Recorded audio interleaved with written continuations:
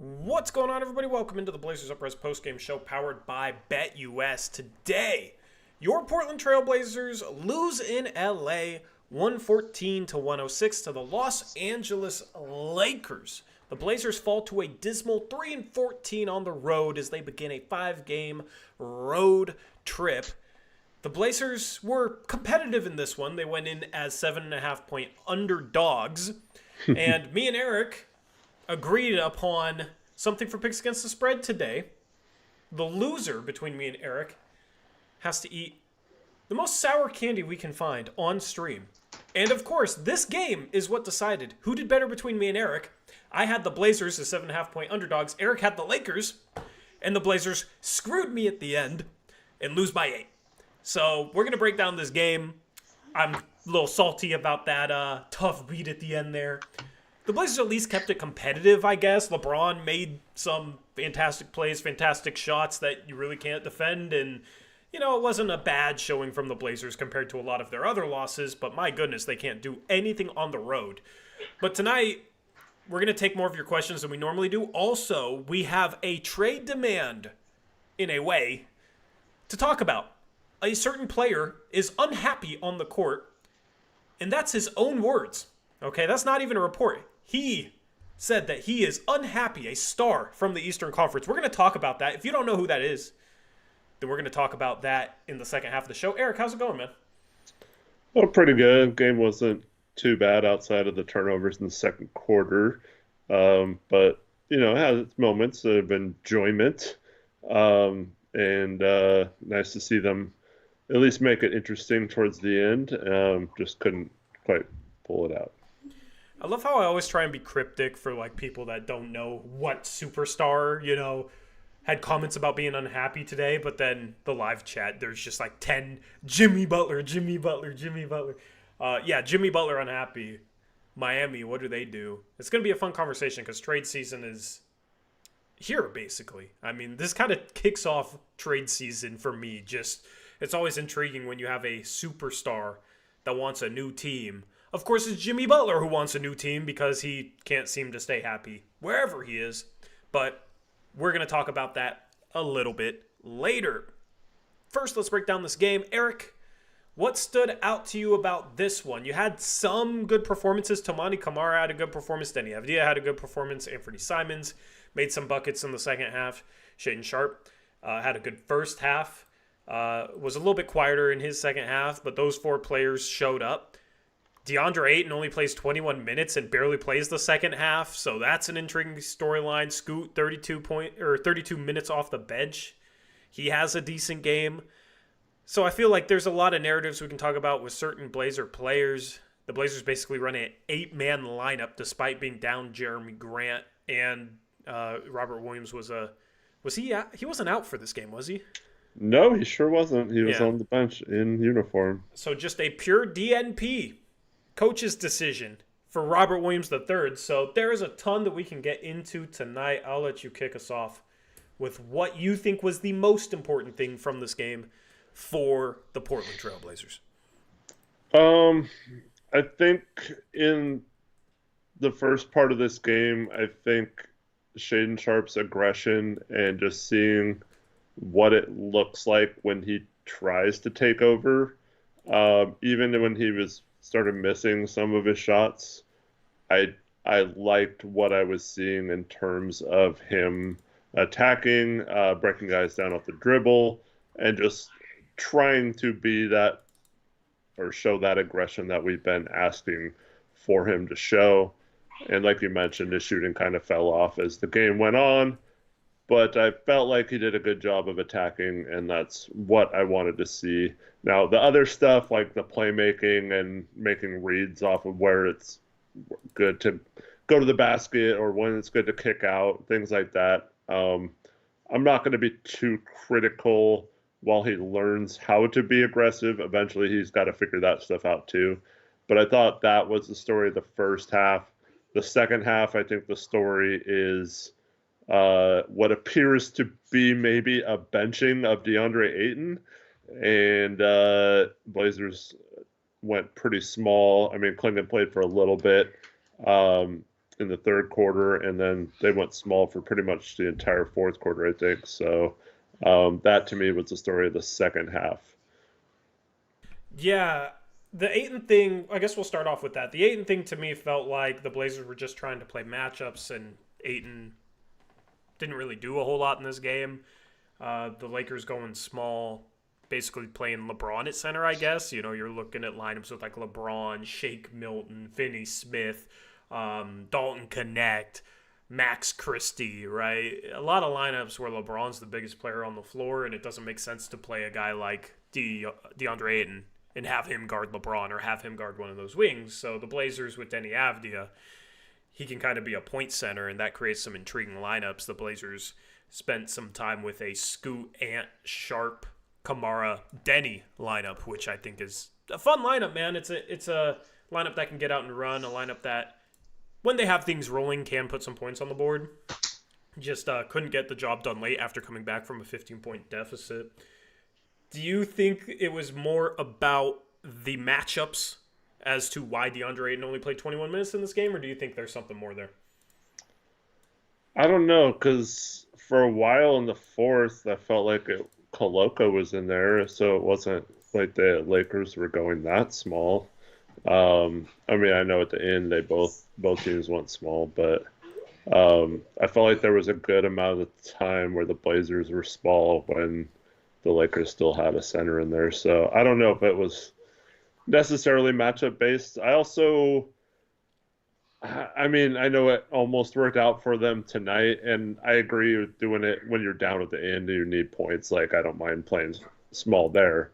But throughout the course of a game, I don't like playing small just because the other team is. Like, I like trying to make them pay for that. So, and Ayton's the kind of guy who you think would be able to do that, at least on the offensive end. So, I don't know, man. I felt like he was kind of, because there was several plays at the beginning of the first half, or second half, I mean, where like someone was trying to get Ayton the ball and he just like butterfingered it or fumbled it or didn't aggressively pursue it.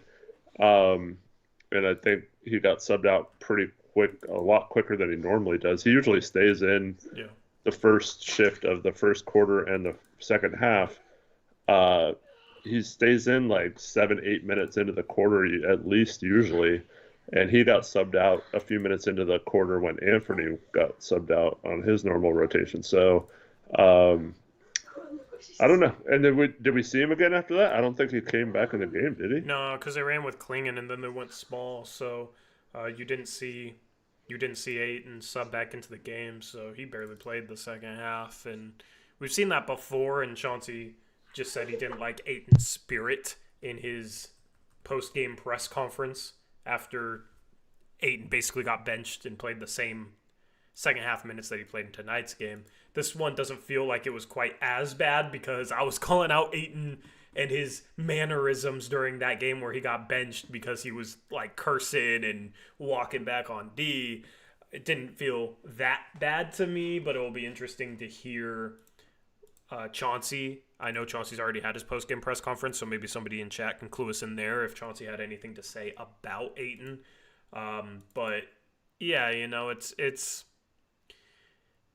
definitely something where you can tell that they do not care about keeping Ayton long-term. Cronin in his latest interview wasn't even asked about Ayton, didn't even say anything about Ayton. Chauncey has had a couple games now where he straight up benched him, and I'm not complaining about that one bit, but it's just it's beginning to become a little bit of an awkward marriage. And this game was just weird in terms of how little Ayton played and then Robert Williams not playing at all. So I don't know if there was a change in plans or if this was just a one-game situation. It'll be interesting to watch the minutes breakdown going forward. I'm sure next game Ayton's going to have like 23 and play 36 minutes, but it will be interesting to watch. You're muted, by the way. I will say I like him not playing 30 plus minutes. So it's not too bad. I mean, obviously, if he's going to be on the team past the trade deadline, we've got to figure out a way to get people minutes. And there was a while there I was like, could we at least just try Robert Williams in this game? Like, I mean, Klingon was okay on defense, but like there was a point where our bigs were just getting destroyed inside. I was like, can we just try something different? Like, if he's active for tonight, why are we not at least trying to play him a little bit? Yeah. Uh, but it seemed like a game where he could have had an impact. Yeah, I mean, I just wonder. The Blazers always trend towards playing lineups or sitting guys in order to lose games. At Yeah, what point do they start trending in that direction? Was this game an example of them starting to trend in that direction in terms of not playing Robert Williams the third so that you could go smaller and play Chris Murray however many minutes Chris Murray played, and Chris Murray doesn't contribute really anything. Missed a couple threes. Listen, it's tough to come in. He hasn't played much lately, so I guess it's not really fair to criticize his play in this singular game. But Chris, his best play came off a pass where he completely fumbled the ball all over the place on a drive and got completely stuck, and Tamani bailed him out with a back cut as a defender. Just watched Chris Murray fumble the ball around, and Chris Murray made a nice pass to him. Right, that was Chris Murray's best play of this game. It's like you're playing him. Let me pull up the box score, get the exact minutes count here. Chris Murray played 16 minutes, and you don't play Robert Williams III at all. Kind of a fishy lineup decision, but it's one of those lineup decisions where it's like, yeah, that smells slightly like tanking. And I'm not saying that's what it is, but it just smells a little weird. We're hearing stuff about how the Blazers want to keep Robert Williams and love the way he looks next to the young players on this team, and he's definitely impactful. And in a game like this, doesn't see the floor while Chris Murray plays 60 minutes. could it be they are scared to play him if he's healthy because of his injury history, maybe? Possibly. And listen, if he's only going to play 10 minutes, and he's had multiple games where he plays like 10, 12, 13 minutes, doesn't shoot a shot, doesn't score a point, like is basically invisible out there, and it's because he's barely playing and not getting a rhythm, it's better, in my opinion, to just sit him, because you're not going to lose trade value on Robert Williams III by sitting him for a game like this compared to playing him 10 minutes of cardio where he barely does anything, right? It's not going to make a difference, and you're just risking him potentially getting hurt by playing him those minutes. So it makes perfect sense to sit him so that you can trade him at the deadline. That's why I don't really buy the whole they want to keep him.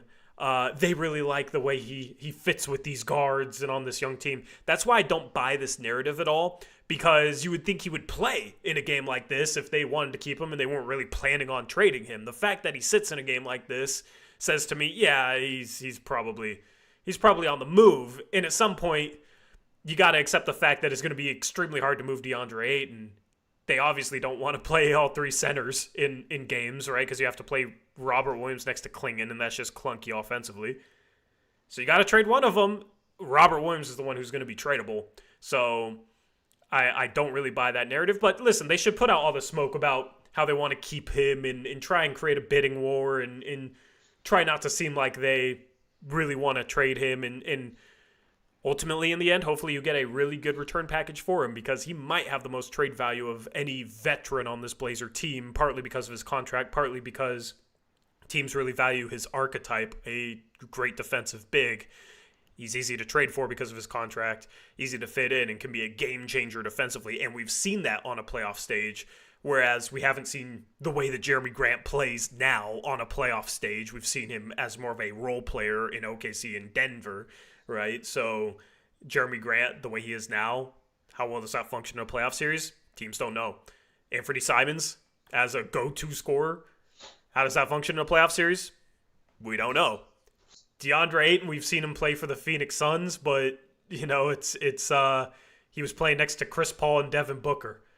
And if anything, he's declined since that finals run and has all his red flags and his huge contract. So I do think it was interesting that he didn't play. I do think that it could definitely be what you said in terms of why risk him potentially getting hurt just to play him 10 minutes? Yeah, well, I have 2 points. One, aren't the Lakers though one of the teams that's rumored to have been interested in him, like maybe showcase him a little bit? I mean, but does that change their mind if you Probably showcase him not, for but 12 minutes? Like, I mean, it doesn't. if he comes in, has a good like 5 minute spurt or something, and that's all he plays, and you can be like, see, Yeah, we're saving him for you. yeah. I just feel like these front offices don't make decisions in a vacuum off a game. You know, even if he came out and dropped a 2020 game in 12 minutes, it's like it's one game, right? Teams know what Robert Williams III is, so I don't think any game is going to sway anyone. So that's where I just don't think it really matters. Yeah, and then the second thing I want to bring up, and you can correct me if I'm wrong, chat. I would love. I'm trying to rack my brain of something recently where we heard a rumor like that, and it ended up being like smoke, or when it comes to the Blazers, like it feels like more often than not they've been pretty transparent when it comes to that stuff. Now, I don't know if it's just because, like Brogdon last year, they just couldn't get a deal done or not, but like, I feel like a lot of times when we hear that stuff lately, like, oh, they really want Donovan Clingan, and it just that's what ended up being what was happening. They really wanted Donovan Clingan, so like, I don't know. It seems like they've been pretty transparent recently. It hasn't been a Yeah. lot of like, oh, we're trying to fool people or sell some sort of thing with our words to the media. Well, my question is, what other players does that apply to other than Malcolm Brogdon, who had injury concerns that I think made it were more likely to be the reasons why they actually held on to him into the offseason. So that's kind of an outlier situation. Like, what other is there other players that's applied to that I'm forgetting? Because Well, like I feel just like said, like there was rumors for months that the Blazers wanted Donovan Clingan, and he was really high on oh their yeah, but draft that board and stuff. yeah, I don't really I'm view the just draft stuff in the same vein as like trading a guy on your team in terms of the way the rumors work. right, but I'm just trying to think of something where there was a rumor and it just turned out to be, yeah, the Blazers are sending smoke screens. Yeah, Like any kind of rumor. Like I don't, not necessarily a trade one. I'm just trying to think of like ones that. yeah. Chat, you can answer this, and if you can think of one, because it's tough to remember rumors. Because that's the thing. Once things happen, I kind of forget the rumors Yeah, that led true. up to it. You know what I mean? I just remember what happened. So, chat, if you can remember, let us know. But I I view it in the vein of they don't mind having they like having a player like Robert Williams III on their team, and that's where the rumors maybe come from. But when you look at all the other circumstances surrounding the roster and how injury prone Robert Williams III is, that is why ultimately you trade him. That is why ultimately you move on from him. And the situation, the circumstances are why he didn't play tonight. Unless he was just active while not being healthy enough to play, which is just kind of weird. Why was he active then? So the scenario is what led to his DNP tonight. The scenario is why he has to get traded. They can like having a player like him on their team and on their roster and like the way he fits off their guards and all this stuff and still look to trade him at the end of the day. The rumors that we're kind of referencing here is from Jake Fisher, that somebody in our chat brought up earlier today about how the Blazers, Jake Fisher says the Blazers don't really want to trade Ayton. Or not Ayton, Robert Williams. What? Yeah.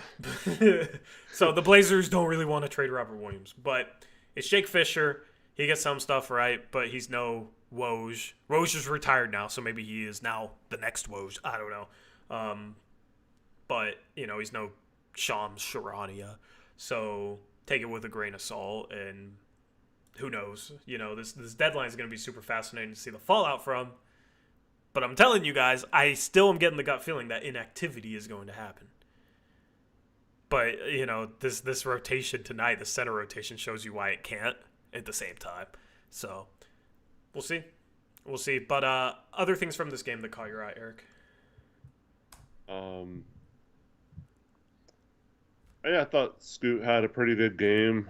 Other than, I mean, several people, Denny, Anfernee, and Scoot included, had some really bad turnovers. But I thought Scoot came in and played decently. Yeah, are you encouraged by his play as of late? Because he had 2 really good games under Bjorkgren, right? And then first game under Chauncey, when Chauncey came back, was kind of quiet. And it was like, look at the difference between Bjorkgren and Chauncey in terms of how Scoot and Sharp played. But tonight, they were kind of back to the way they played under Bjorkgren. So is this enough of a stretch where you're encouraged at all, or just pleased with his recent stretch of play, or is it just not enough to read into yet? I mean, of course, I'm encouraged by it, but to me, it's had some good stretches in the past and then regressed. So I don't know. I don't know if I'm not. It's kind of like my thing with the Blazers this year. I'm trying not to be like too harsh on him when he plays bad, or too much praise heaped upon him when he's playing well. I'm just trying to keep in mind that he's going to have his ups and downs, and I'm hoping that this is more the norm. But yeah, definitely need a bigger sample size. Yeah, I will say he's passing the ball really well lately, and he's cutting down on his turnovers. I think that's what you can feel the best about in terms of this recent stretch of play is his playmaking versus keeping, not turning over the ball. Tonight in this game, he had 8 assists to go along with only 3 turnovers, right? So almost 3-to-1 assist to turnover ratio there. I like seeing those types of games from Scoot because it's not like he has a ton of offensive talent around him, right? But he's still finishing a lot of these games like 8 assists where he's putting guys in great positions to score, right? Ayton has his best games when Scoot Henderson can get into the lane and then drop it off to him or dump it back to him or hit him, right? Ayton thrives off Scoot Henderson. And I think he's doing a good job of balancing his aggressiveness with not forcing things. He's only shot 7 shots tonight in 32 minutes, was 4 for 7. The 3-point shot, he had that 5-game stretch of shooting above 40%, was 0 for 4 last game, but 1 for 2 tonight. So, it could just be a bad shooting night, and that's where we just need to see more sample to see if the way he shot the ball the past 7 games is actually a sign of improvement or just a hot stretch. But the game before this, 7 assists, 3 turnovers. The game before that, 6 assists, 1 turnover. The game before that, 10 assists, 1 turnover. Right? We're talking about a dude who was a walking turnover to start his career and had some stretches earlier this season where he was very turnover prone. But now you're starting to see the playmaking without seeing as many mistakes, and it's a value to this offense. Now, the scoring still coming around, but he has been more efficient in these past 7 games than the rest of the season. So that's where you hope that that's a sign of improvement. Because if he can be more efficient and pass the ball like this, then, I'll take that in a heartbeat, And 7 games ago, he's 2 for 11 against Denver. But since then, 4 for 10, 2 for 4 from 3, 4 for 11, 2 for 3 from 3, 6 for 12, 3 for 6 from 3, 8 for 15, 2 for 6 from 3. Was 2 for 7 last game against the Sixers, 0 for 4 from 3. Bounced back tonight, had an efficient night. This is his 3rd out of 4 games where he shot 50% or above from the field, right? I don't know if he had a single stretch like that last year. You remember last year, even later in the season when he was starting to play better, it was still like if he had an above 50% shooting night, it was a miracle. Even if it wasn't on much volume, like he never shot above 50% from the field. Yeah. 3 out of 4 games. It's not much, but it's something, it's something. So it's good to see. Yeah. So I saw some people talking towards the end of the game or after the game before we went live saying like, "Oh, Scoot needs to shoot more, be more aggressive," or like, I need him taking more shots." And I disagree. I like when he's not forcing it, just letting the game come to him, taking shots within the offense, and then getting the 8 assists.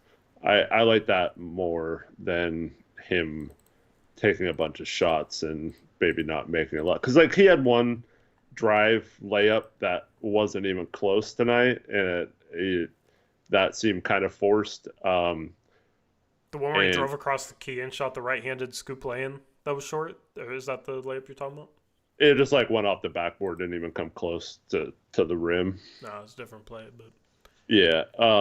So uh I don't know. I'm cool with him just taking shots if they're there. Like his 3-point shots are mostly good shots lately. Um I don't think he necessarily has to be some sort of crazy shot taker scorer to be effective. I think um in my mind his best would be more as a floor general slash playmaker for others, not necessarily for himself, but someone who could score for sure, be aggressive when the opportunity's there. But I don't need him to shoot like 20 shots or anything. I think it can be even more simplistic, right? Like the game of basketball can be broken down into yes, no decisions on just shooting the ball. Defender goes under, shoot. Yes. Defender goes over, don't shoot a three, go downhill, okay? If you have a lane to the rim, take it. If they help from the corner, kick it to the corner, right? And simplify it in that way for him. And I think the encouraging thing about his 3-point shot has been he doesn't seem to be hesitating as much lately, and like the gears spinning. He'll still have a moment here or there, but there has been a few threes lately where he just defender goes under and he just shoots it right away. Whereas before he kind of dances with the ball and you can see the gears in his head spinning. So in terms of him and his shot selection and in his reads, right? It just needs to be breaking down into if this, this guy helps, kick it. All right. If defender goes under, shoot the three. Right? If defender goes over and you can get to the mid range and you can get to 10 feet and there's nobody in front of you, but there's a big like sitting underneath the rim, shoot a floater. And that's how you simplify the game, where you just react to those situations without overthinking it. That's when you become more efficient. That's when you become a better player because you're not hesitating. In the NBA, you can't hesitate to make the right read because by the time you make the read, even if it's still the right one, it might be too late. It might no longer be the right read because these guys are the greatest athletes in the world. And I think Scoot at times has struggled with that. So that's kind of how I view his shooting. It's not necessarily like, oh, he played 32 minutes today and only shot 7 shots. He should have more field goal attempts. It's, okay, was there situations within this game that Scoot should have shot when he didn't? Because he might have a game where he shoots 4 times in 35 minutes, but it's because he didn't have opportunities to shoot, good opportunities to shoot. He might have a game where he shoots 20 times in 35 minutes, but they're all good shots. It's not as simple as just boiling it down to he played this much, he should have shot this many times. It's all about making the right reads in the flow of the game, taking the right opportunities, not forcing some of the bad shots that he's forced over the course of his career. He seems to be getting better with that, which I think is definitely encouraging because if you're going to be a floor general, if you're going to be a point guard, if you're going to be a table setter, you have to consistently make the right decisions. And that's the learning curve of learning the point guard position in the NBA. That's why it's tough to come in right away as a point guard and be good. Of course, there's going to be outliers, guys that came into the league right away and were phenomenal, but that's the learning curve, is learning all those extra reads that you have to make correctly that maybe somebody on the wing doesn't have to make all game long. Somebody that's, playing off the ball and just can get the ball and shoot threes, ISO, and then occasionally run a pick and roll. They don't have to make as many tough decisions during the course of a game as somebody that's a point guard that's running even more pick and roll, that's in charge of setting the table for everybody else, and then also whose strength is his ability to collapse the defense and then pass out of it, collapse the defense and read multiple defenders on the floor and find the guy he needs to pass the ball to. So that's where I've always had patience with Scoot Henderson. That's where I feel like people are, calling him a bust way too early, right? He's still only 20 years old.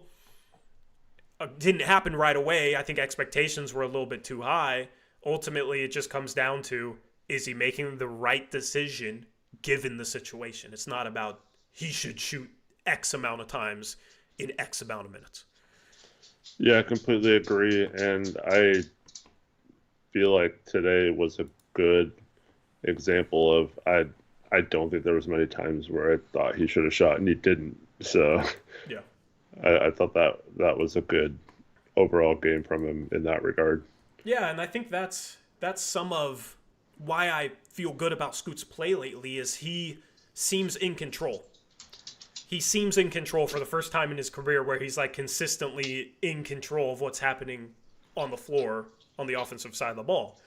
He's come a long way since a year ago where he always felt out of control and always felt like he was going to make a completely silly play or drive into traffic and throw his body into two guys and flip something up on the backboard that would never hit rim when he could have passed out.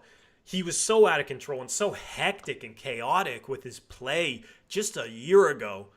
He's made some legitimate strides there, and it may not show up statistically in terms of seasonal stats yet, but that's where it's eye test, right? I think all of us can agree he definitely seems in more control right now than he has at any other point in his career in terms of his decision making, and there's been some improvements there. And I think that will go a long way into him becoming more efficient, right? Because if you shoot better shots, if you shoot the right shots and don't force bad shots, you're going to make more of your shots. You're going to become a more efficient player.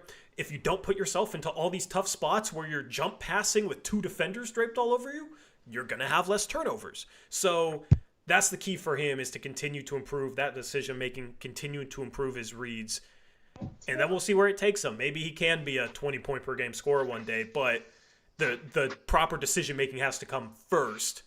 And that doesn't necessarily just mean pass. Sometimes that does mean taking a shot. That has to come first if he wants to grow into that. So that's why I'm happy with this play lately. Yep, agreed. Alrighty, so who do you want to talk about next, Eric? Let's talk about Anfernee since we're talking about the guards. Yeah, what were your thoughts on him? Because I have a couple things I want to say on like a couple specific plays that are probably nitpicky, but yeah, I know you got annoyed in the first half with him. Yeah, I mean, I think you were shocked to see he was shooting as well as he was in this game at one point. And really, I mean, he takes those two just epic threes at the end. Otherwise, he would have shot over 50% and 4 for 7 from 3. I will say, I don't like him pulling up from 35 feet at the end there. I mean, we were down 6. Yeah, but like, come on, man, 35 feet? Yeah, I mean, the game was over. I didn't really care. Hey, man, a 6-point lead doesn't mean it's over. We've seen Dame clutch him back from a 6-point deficit in Chicago. You just wanted him to drive in and get a cheap lay-in so you cover the spread. Well, yes, but also you don't got to shoot from 35 feet, man. That was him trying to channel his inner Dame. Yeah, I mean, he took that one earlier in the game, got a foul on it, got to the line. Was that a 35-footer? I mean, it was pretty deep, yeah, the one he got fouled on. It was... I don't think it was that deep, but go on. But yeah, I don't know. I mean, he was, typical, had some bad moments, forced some shots that there was a point in the second quarter that you're going to bring up for different reasons, but he just seemed like he was trying his best to get to the rim, but it wasn't happening very well. And, but, gets hot at one point and has some nice scoring outbursts. People were Slim in particular is going off about his defense. I mean, it is what it is with his defense. He always gets cross-matched onto someone like LeBron, or it happens way too often with this team. Same thing happens with Scoot too, but Scoot's a little bit bigger and stronger, so doesn't quite affect it as much. But I don't know. I thought he was okay. Outside of he had 5 assists in the first half. I don't think he had one in the second half. So still want to see him learn how to pass a little more. But Yeah, I'll say this. I think I found the way to describe his passing, right? Because he'll have games where he has like 5, 6, 7 assists, some nice passes here or there. But I feel like he's a reactive passer, not somebody who will do things in a way to set up a teammate. It's more so like try to score. Okay, guy helped. All right, now I'll kick it, to the corner. Instead of like, in the perfect example of maybe the difference that I'm trying to explain here is there's a play that kind of annoyed me end of a quarter where he has the ball left side at the top and Scoot's right side at the top, and Scoot's defender is like 8-9 feet away from Scoot and coming towards Ant. Okay, and Ant sees this defender completely leaving Scoot, and I think what somebody that's looking to set up teammates, somebody that's like a true point guard, what they do there is they actually dribble at that defender, get him to commit, and then kick it to Scoot. He has a wide open 3. Ant sees this defender coming and decides to go left and shoot an insanely tough step back, fade away contested 3. And yes, he can make that every now and then, but he has not shot a great percentage on those shots this year. And it's like, I'd rather him just take the opportunity the defense is giving him and create a shot for somebody else instead of going away from that and calling his no number. I feel like there's times where he just does get tunnel vision, and then he'll have some nice passes, but it's more so where he's just reacting to what the defense is instead of looking to set somebody up at times. And that's not to say that's the way it always is. I just think that's the difference between his passing compared to somebody like Scoot, because I feel like Scoot more often than Ant will actually try and drive in a way to draw defenders to find someone, and it's more so planned compared to Ant driving to score first and then passing when he has to. Yeah. Yeah. I agree with that for Anfernee. I don't know if I'm there yet with Scoot. I do feel like a lot of his passes are the same, just reacting. I don't think that's necessarily bad, taking what the defense gives you. Yeah. I do think there's multiple times where I see Scoot drive at another teammate's defender to kick him the ball, though. Yeah, that's true. I will say several games this season, it's been visibly noticeable that Anthony's tried to get someone involved, whether it's Jeremy or Shaden or someone like that. That's not really making it like what you were saying, driving at someone to get him the ball. He's just looking for them within the context of the offense. But I do get what you're saying. Yeah. The defense, I just think the biggest thing with him is he opens up the door too easily at times, especially when he's cross-switched. I understand, if he's guarding LeBron, he can try and fight all he wants, but LeBron can still probably score over him. But I feel like there's times where he's cross-switching. Instead of actually trying to fight, he'll just open up the door and just let the guy get to the rim. I mean, that one with LeBron, he could have just guessed the wrong way he was driving. That's not necessarily... Yeah, I mean, but that's something I've always talked about with Ant, where he has times where he just drops that lead foot. Instead of sliding and trying to cut somebody off with his body, he'll just turn his hips and open the door. And then he'll stay with the guy so it looks like good defense. But it's nah, you got to try and cut these guys off. And he's quick. It's not like he's slow. I feel like he could do a better job of that. There's just times where he drops that foot and opens up his hips, and then he's just completely beat. Yeah. I mean, but the times he does stay in front of him, I just shoot over the top of him. So it's not. See, but I'd rather, if he's guarding somebody bigger than him, I'd rather them shoot a contested mid-range jumper and get all the way to the rim. What I'm saying is that I think that happens more often than what you're talking about. Because it happens a lot during the game where he's cross-matched. It happens. I just think he does open up a little too much. Where it doesn't seem like he's trying to actually fight the dude. So I think that's where like some of the criticism comes for Ant's defense is he'll just open the door a little bit too much. So I'd like to see him slide, be a little bit more competitive. I feel like Scoot has that happen as well, but not as much. Yeah, Scoot's too over-aggressive at times. Yeah. A little too physical with it. I completely disagree with people about Ant's effort, though. Like, I feel like he does try. Like, he's out there competing on defense, at least outside of a few plays this year you could bring up. But like he obviously doesn't want to get switched onto a bigger guy, but he does like actually try when he's out there, or he's just not a good defender. He's just not good at it. There's times where I feel like he's making it look like he's trying, but he's not. How do I phrase this? I feel like there's times where he's trying but not competing defensively. If that makes sense. Like, the difference being, okay, he's trying to stay with somebody, but he's not, like, being physical enough. He's not trying to be physical enough. He's not trying to slide and cut somebody off. He's just kind of running with them.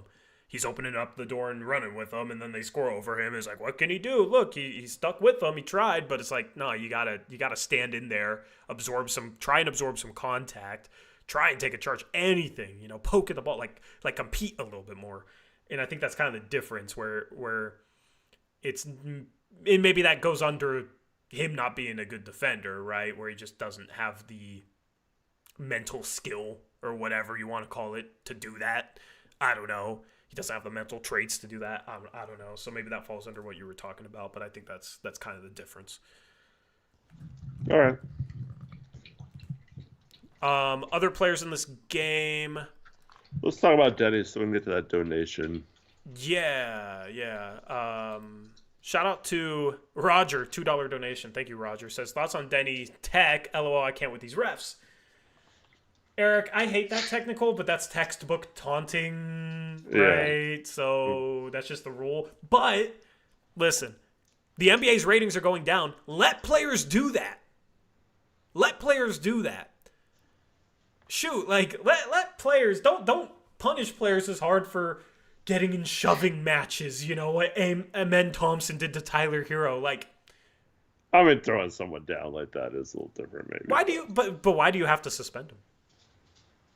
Because he took someone through him. Okay, but if that happens in hockey, they don't suspend him? You didn't get suspended in hockey. They don't suspend players for throwing punches. They've suspended players for stuff like that before. I mean, they let these dudes fight and like just send them to the penalty box. Yeah, they don't even get ejected at times when they fight. So, I don't know. I'm not saying, okay, let guys start coming out here throwing haymakers and don't suspend them for a game. But like the Ben Thompson thing, that wasn't a punch. Like, you don't got to suspend them. You know what I mean? Like, let these guys build some animosity. Mm-hmm. You know what I mean? Like, let these guys visually talk some trash and do that sort of stuff because it's entertaining. It's entertaining. That move from Denny was phenomenal. The deceleration, watching LeBron fly by him, right? Let him do that. Keeping his foot in the air without letting it come to the ground with travel. Yeah. Yep. Just a beautiful move. Let him freaking finger gun him. You know what I mean? But that's the thing is like they call a technical on this for what? It's not sportsmanlike enough. Well, your ratings are going down, right? Your ratings are suffering. That's been a big talking point. Let these guys do some of that stuff. I just don't think they should call it a tech, even though it's textbook taunting. It's what they call techs for. Go ahead. My question to the refs would be, did he get a tech for the pointing or because he was mimicking like a gun action? Because that's like, we've seen that in the NFL where people get a unsportsmanlike penalty for. Yeah, he's not sitting here doing this and doing all that stuff. He's pointing. I'm not saying right or wrong. I'm just wondering if maybe that's. Yeah, maybe, but part of it. I don't know. But they call techs on like anything along those lines, even if it can't be construed as a gun gesture or anything. So, like, they'll call techs for somebody like. Whoa. Apologies. Everybody's now. Technical on me for dropping the mic on accident. What was I saying? Okay, guys, I'm not saying it was or wasn't a gun thing. I'm saying if you go like this, those are the finger guns. Those are. Yeah, they might have thought that's what it is. They could have interpreted it as that. That's all I'm saying. Yeah. And someone said they could go back and rescind it if that's what they deemed it after the fact, if it really wasn't. So we'll see if it gets rescinded or not. But yeah. It did seem like he was doing the finger guns at them. So like, the thing is, though, they'll call a technical for guys like scoring and just staring at somebody for too long. Mm-hmm. So yeah, no, I agree. I like when I mean, I think it's cool when someone comes face to face with another player and then you see which one of their teammates step up and defend them. And we had that game earlier in the year where I think it was Anfernee stood up. I forgot who he stood up for, but he came to the defense. Was it Sharp or someone? I don't remember who it was. Dylan but Brooks, Sharp, yeah. Yeah, I like that kind of stuff, and I feel like it brings teams closer together and stuff. So I don't mind a little bit of scrapping and personality. Let them inject their personality into the game. You know what I mean? Right. And I'm a lot older than you, Tori, so I come from an era where they used to be able to throw people down like Amen Thompson did, and it was sometimes not even a foul. But so I don't know. I do wish there was more hostility and rivalries and all that kind of stuff. Like, I like when teams hate other teams and it gets some good old-fashioned rivalries going between teams and players and stuff. But I don't know how to force that to happen either. I mean, like you said, you could loosen up the rules a little bit, but I don't know if that necessarily breeds that kind of stuff or what breeds it. But I mean, these guys talk trash, you look at high school basketball, man, and high school highlights, like DeBonsa. I listened to him. He had a high school game where he's mic'd up and just the trash he's talking, right? And this is a dude that committed to BYU, okay? So it's let him inject some of that personality into the game, and I would be trying to promote hostility and rivalries, let rivalries happen from some of these scuffles. And I think it's good for the sport, because I think one of the things that people criticize is all these guys like each other and are friends with each other. They're not competitive enough. So I like allowing for more of that. Who should we do for the player of the game poll? I'm going to do the player of the game poll right now. We got Denny, Anfernee, Tamani, and then one of Scoot or Shea, I think. Yeah. I think Shea was 6 for 16, 19 points, 5 rebounds, 1 assist, 3 turnovers. Scoot was 4 for 7, 12 points, 8 assists, 3 turnovers. Yeah, I'm cool with that. So who had the better stat line? Chat, who do you want as the fourth option in the poll? We got Denny, Anfernee, Tamani. And I'll give you the fourth option. Oh, they're going to choose Sharp then. We got 1 Scoot, 2 Scoots, Eric, 3 Scoots, Eric. Oh, wow. Okay. Wow. Never mind. Chat, prove him wrong. Wow. Prove him wrong. Sorry. We already got I already Tumani in said it. Tumani. We already got Tumani in it. It's just God, for the listen, fourth option. Taylor. Yeah. Way to prove Eric wrong, chat. I Yeah. love it. I I love love it too. Yeah, thank you. it. And another thing I love is the 30 shekel donation from Adir Shimshin. Apologies if I messed up the pronunciation, but says, much love, Eric and Tori. First time I catch your post-game show live. Tori, your cheering Avdia tweets are famous on Israeli sports sites. That's how I got here. By the way, $1 equals 3.65 shekels, which is Israeli money. Thank you. Yeah, no, I appreciate it. And nice to know the conversion as well. And yeah, famous on sports sites. So that's interesting. I didn't know my tweets got shared like that. So that's pretty cool. That's pretty cool. This is why you got to follow me on Twitter. I am Twitter famous now, apparently. So shout out to Adir. Once again, apologies if I mispronunciated. But thank you for the donation. Greatly appreciate it. Sorry, I met someone last night that lives in Korea and is part of the Blazer some Blazer fan club in Korea, and said he watched our shows over there and just happened to run into me when he was in town for a wedding. Oh, wow. Crazy, huh? Yeah, all these people run into you and not me. That's what I get for being up here in Vancouver, I guess. But that's cool. Well, I'm out and about, Tori. Listen. I worked from 9 to 3:30. Did the picks against the spread graphics. Did our stream on our second channel. Okay, then worked a little bit more. Then went to the gym. Came home. Ate while watching the game. Started working on graphics. I don't got time to go out. It's yeah, you deliver to stores, right? So it's is that you saw him working or just? No, I saw him at a restaurant last night, actually. Yeah, got you. Very nice guy. Yeah, had a good. This is your way of telling me I need to get a life. Yeah, exactly. Yeah, I need to touch some grass. No, you do touch grass. You just gotta get out and about the town more often. I did box jumps today. I've been working out legs, all right? I'm dunking again, Eric. When we play that one-on-one, I'm going to remember these comments that you said on this post-game show about me needing to get a life and me needing to touch grass, okay? And I'm going to replay those in my head, and it's going to motivate me. All right. And I'm going to get some adrenaline, some angry adrenaline, and I'm going to shade and sharp your ass. You're going to beat me like you normally do. Great. Nope, I'm gonna dunk this time, though. No, you're not. All right. So let me know where you can find a 9'6" rim. Oh no! I made a bucket list of things I want to do this year, and one of the things is dunk in a game, in a rec game. I don't even care if the level of competition. I just want to dunk in a game because I haven't in like a decade. Pickup game, I don't care. I have not in a long time, so that's on my bucket list. So. Your boy's been in the gym, chat.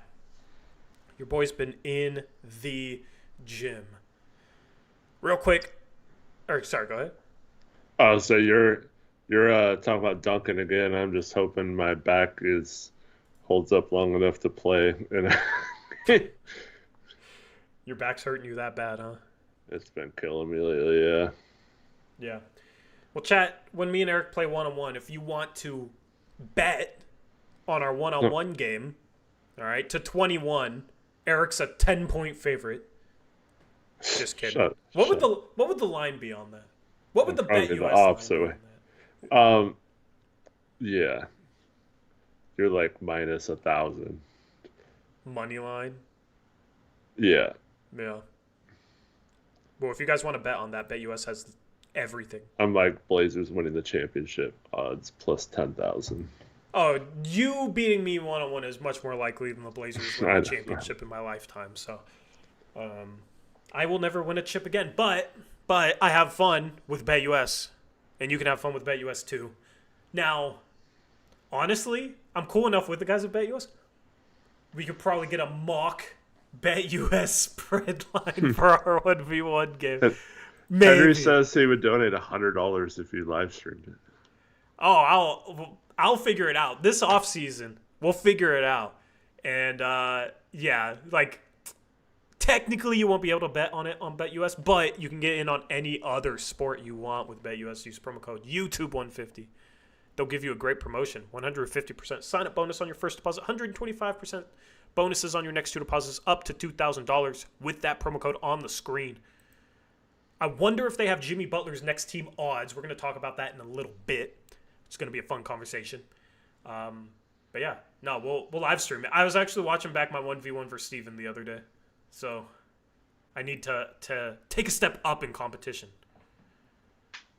You versus Steven would be a good one-on-one matchup. That would be like Titan and Goliath colliding. Yeah. Yeah. Yeah. Next time we play, I'm scrapping.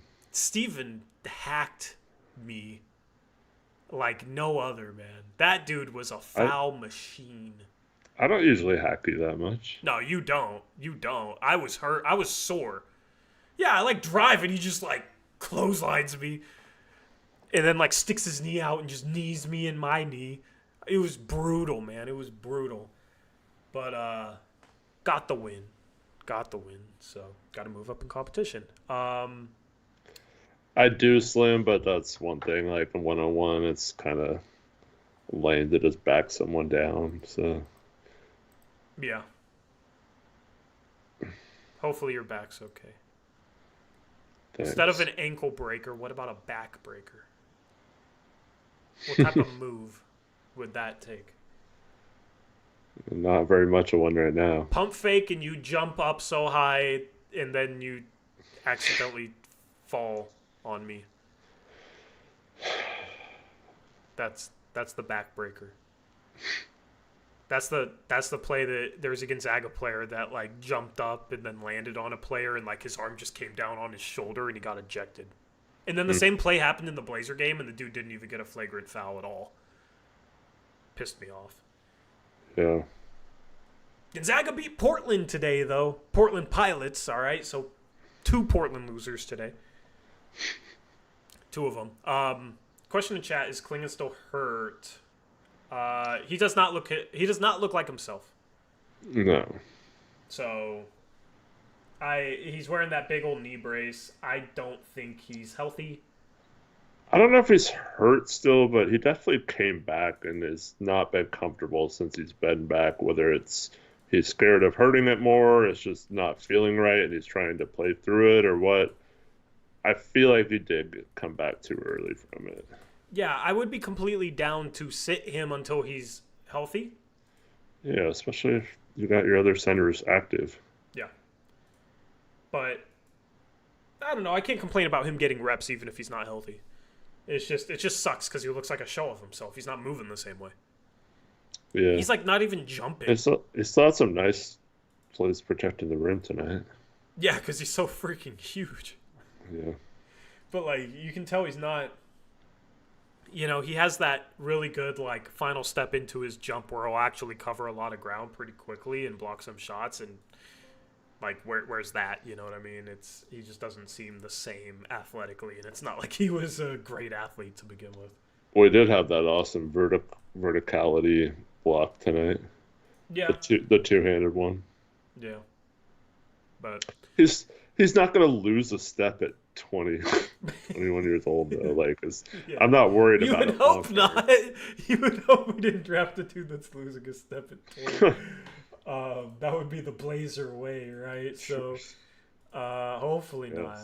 But, I mean, he'll be could fine. Just be that knee brace, too. Yeah, I think he could get, you know, a lot was said about the shape he was in coming into the league. He could definitely get in better shape and, you know, I think tone up his body a little bit more. So, you know, that's obviously going to be the hope there. So I'm not reading too much into anything from him right now, given that I don't think he's at 100%. It's really tough to be a rookie and not 100% and played against LeBron and the Lakers. It's not ideal. So not ideal. Other players, I feel like Oh, Oh, Kamara. Tamani? Yeah, Yeah, we have not talked about Kamara. So, what were your thoughts on him? yeah, he was pretty good. Of course, causing some havoc on defense, getting some offensive fouls called. Um, and then, yeah, I thought he did a good job of cutting tonight. Had that one really nice dunk. Um, actually, he might have two dunks. I thought he did a good job of moving and attacking closeouts. He didn't force any 3-point shots, still hit a couple. Yeah, just good all around game, I thought. Oh, he had that missed dunk too. That was unfortunate, but I don't. He tried to dunk that too hard, man, which I don't know. Whatever. Like, Yeah, I like it. That baseline rip and drive against LeBron was really clean.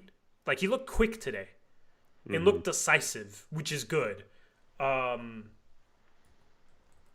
He made a three off the dribble, made another contested three. That's the type of stuff I like to see from Tamani, right? Just show me more than just your basic catch and shoot three, 3-and-D stuff. We love the defense, of course, but show me more. And he showed more tonight, had some really good active buckets as well.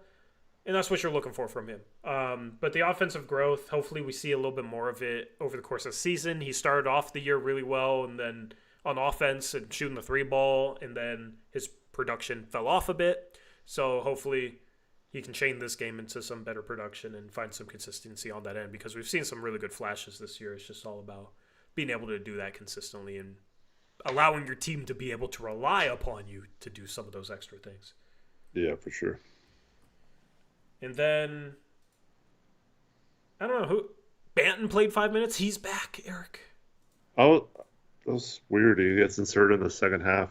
So I thought there was a period in the second quarter where Scoot had played a really long time, so he had to sub out, and then Anfernee was struggling. I was kind of like, what do you do? Do you go back to Scoot here or what? Yeah. But I was like, oh, Banton must not be playing then. Like, I don't know why he didn't go to Banton then for a little bit when we were that 22-8 run Yeah. the Lakers went on. Thought that was an opportunity to go to him, but he comes in, scores within like 5 seconds of being inserted in the game, and he was aggressive. But yeah, still not sure about that situation. Yeah, I mean, it's funny because he had one hot stretch and some Blazer fans started talking about how untouchable Banton was. And then he's been hurt, but he's a microwave guy, 10th, 11th man that occasionally can be a really good 6th man when he has it going. But, he had a bad turnover tonight, and I just don't think he really matters in the grand scheme of things, which is why it's so funny to me that some people will call him untouchable and this and that, because some fans just don't understand what untouchable should mean, right? Like, if you can trade that dude for a piece of your core going forward, you do it. If you need to throw him in to get back a first-round pick for Jeremy Grant, and otherwise you can't get back a first-round pick for Jeremy Grant, you probably do it as well. So, not much else to say there. And then, okay, we talked about Ayton, we talked about Simons, we talked about Sharp, we talked about Avdia. Yeah, I feel like we barely talked about Avdia, actually. He's the player of the game, 46% of the vote, continues to play really well, coming off that 10-turnover game. 2 turnovers to 4 assists tonight, which was better. And 10 boards, 19 points, filled up the stat sheet, 8 for 14 from the field, 1 for 3 from 3. I love the way he drives. I love how physical he is. I love how he just punishes defenders, and it's like, you see, our guards, right? They're smaller, so they're trying to beat guys off the dribble where they get a step and get around them. And there's drives where it's like Avdia doesn't even care. Avdia wants you to cut him off because he'll just ram into you, knock you off balance, and then get to the rim. Like, he's almost better when guys can cut him off, which is super, unique. So, continue to love the way that he plays. He's not shot reliant in terms of 3-point shots, which is really nice to have in this day and age.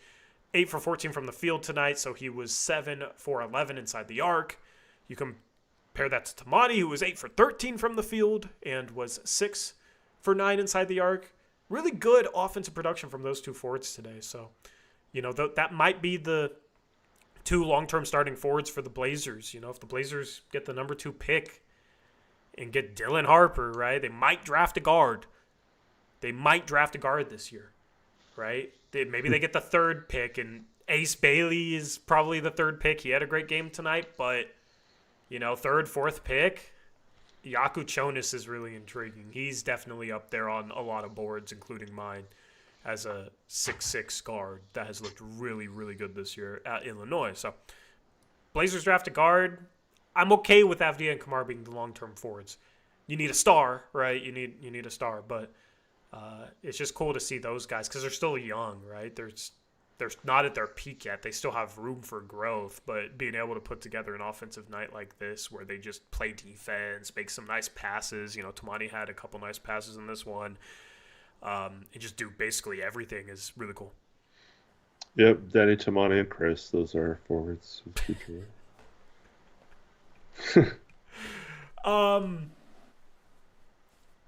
Are you out on Chris Murray finally? What do you mean finally? I don't know. I just said finally to troll you a little bit. Yeah. I mean, he's been fine. He's been fine. He's better than he was last year. Is he? He's not. Yeah, I think so. He has some nice moments when he's in the game on both ends. He had some nice moments on both ends last year too, though. I don't know if he had that many nice moments on offense last year. I think after this game, he might be shooting under 30% from 3. Yeah, maybe. That's what matters to me. That's what matters to me. And I guess he's not getting enough playing time, but... No. Still not shooting the 3-ball well. I'm not saying that he's an NBA player or anything. I'm just... Yeah. We already picked up his option for next year, so unless he's part of one of those trades or... Yeah. In his last 7 games he's played, and he's 0 for 5 from 3. Yeah. He's made 1 3 since November 23rd and played in, actually, 1, 2, 3, 4, 5, 6, 7, 8, 9, 10, 11 games and played in 15 minutes in 5 of those. So, not great. He played at the beginning of the year. Remember, he had 25 minutes against Sacramento where he's had a 6-game stretch. He made a 3 each game, but it's not enough of a sample size, man. It's just why'd you guys invest the 23rd pick in this dude? He's already 24 years old, and we're crap, and you don't feel comfortable playing him at all. Until tonight, I guess. You barely play the dude. It's just what'd you expect that he's not doing? Did you really expect him to be a 38% 3-point shooter? Because it's just... The reason why I never liked him much as a prospect, he's just kind of stiff and robotic when he puts the ball on the floor. So it's you got to be able to knock down threes if you're like that. If you're stiff. But sometimes it works, though. Yeah, sometimes he gets the rim better than a lot of players. Sometimes a broken clock is right. It's I don't know. I don't like the way he puts the ball on the floor, the 3-point shot, I'm out on him. They picked up his team option next year. I just don't see anything coming to fruition here. Yeah, I mean, pretty obvious there, Tori. That was some revelation or something. I'm not. I'm just restating things because we haven't talked about them in a while. And you're arguing with me, which is why I said finally.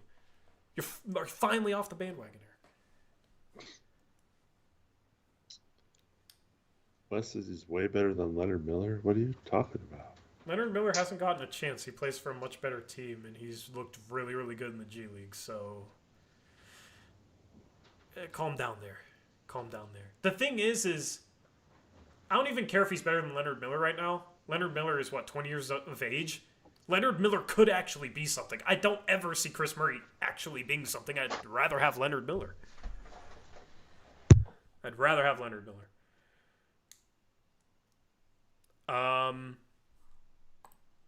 Yeah, so that's everyone, huh? Real worth talking about, yeah. Who else? Who else played? Nah, that's everyone. We talked about everyone. All right, Eric. We'll take questions from chat for a little bit, then we'll talk about Jimmy Butler.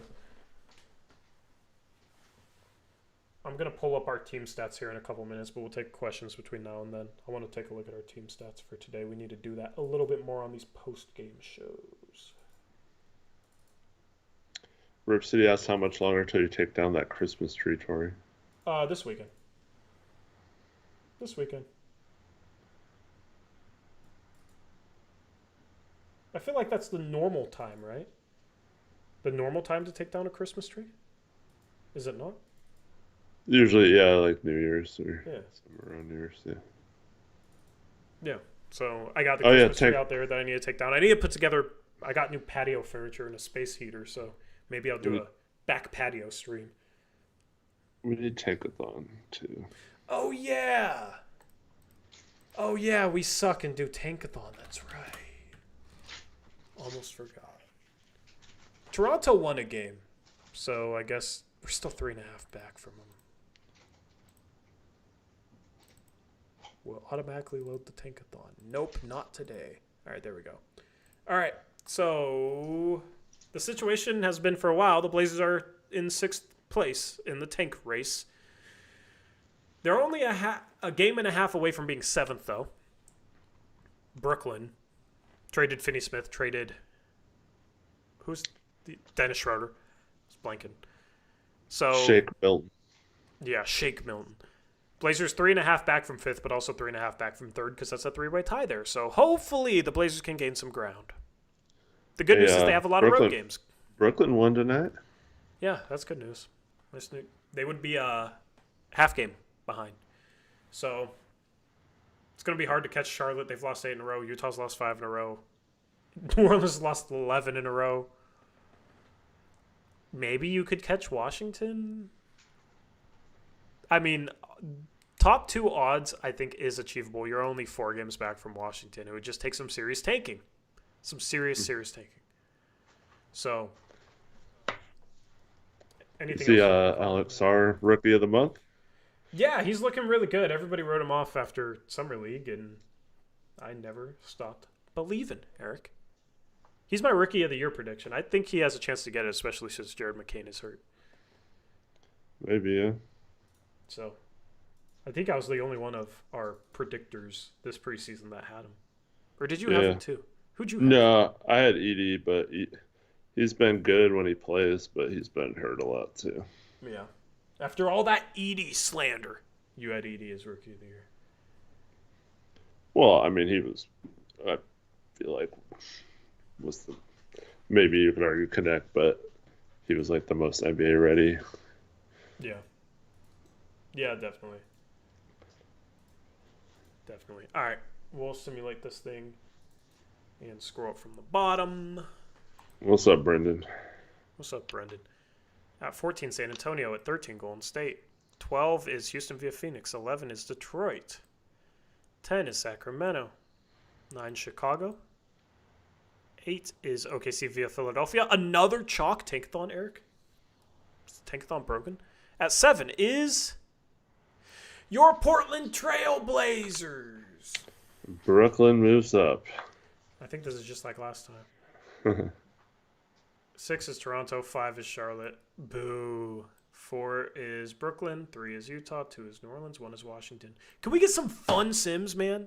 Like, if we don't move up, at least have some crazy team move up.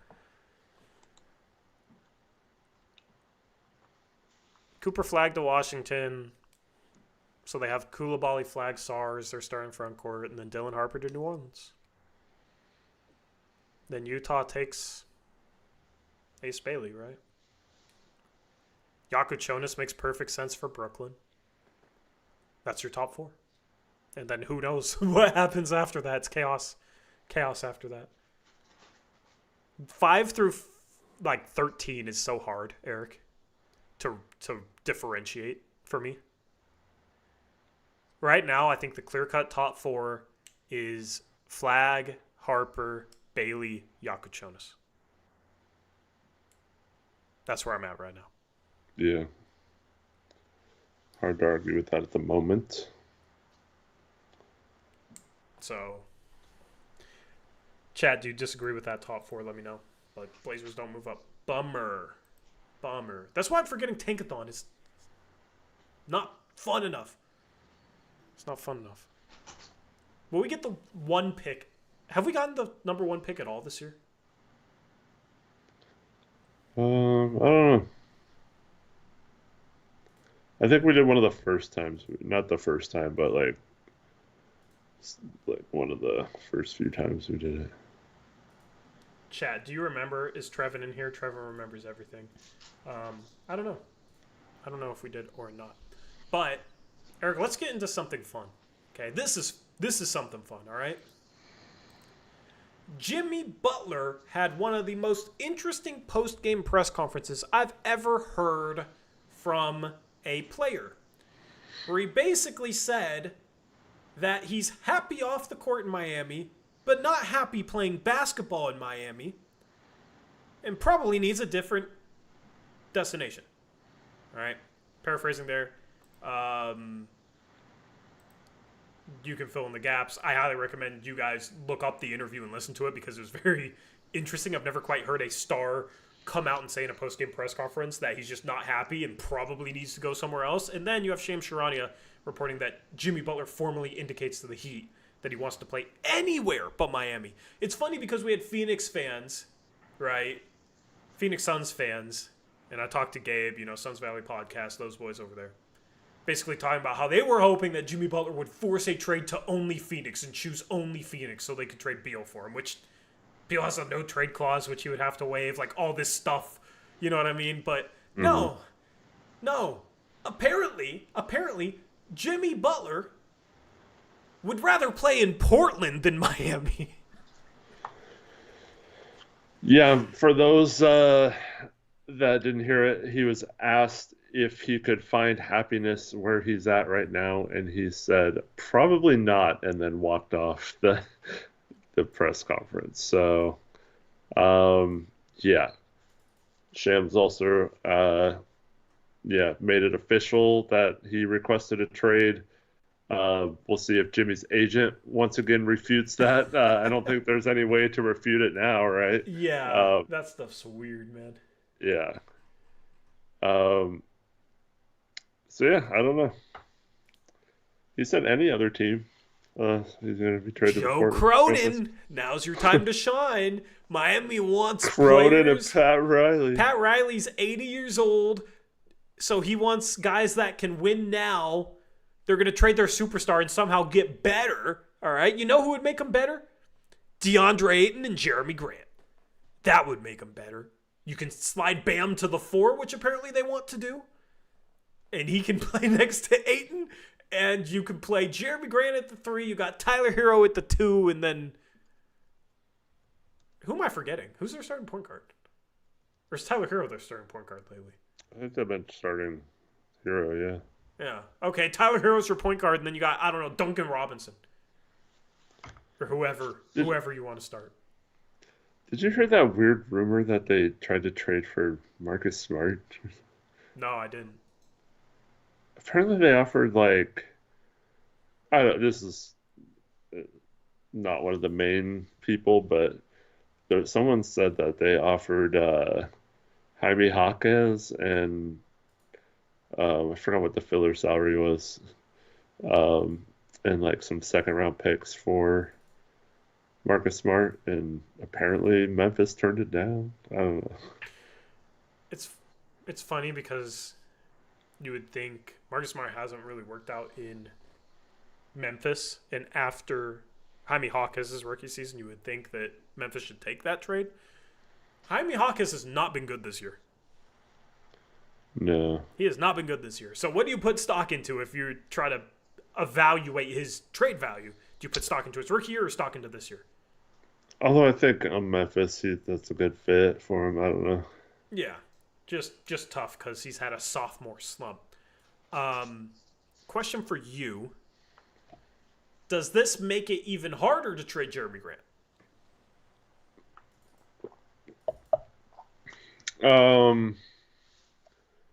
No, I don't think so because I think this brings about the possibility of a team needing a big salary as part of a trade, especially a team like Miami that wants or seems Pat Riley came out and said they weren't trading Jimmy Butler, but he's also said he's not interested in rebuilding or anything like that. So, um, if there's a team out there that has a bunch of salary and they prefer a guy like Grant or something, he makes less than Jimmy does, so he could be a kind of a moving part to that trade. So Can you I think there's elaborate a on that more? Because I'm a little confused by what you mean.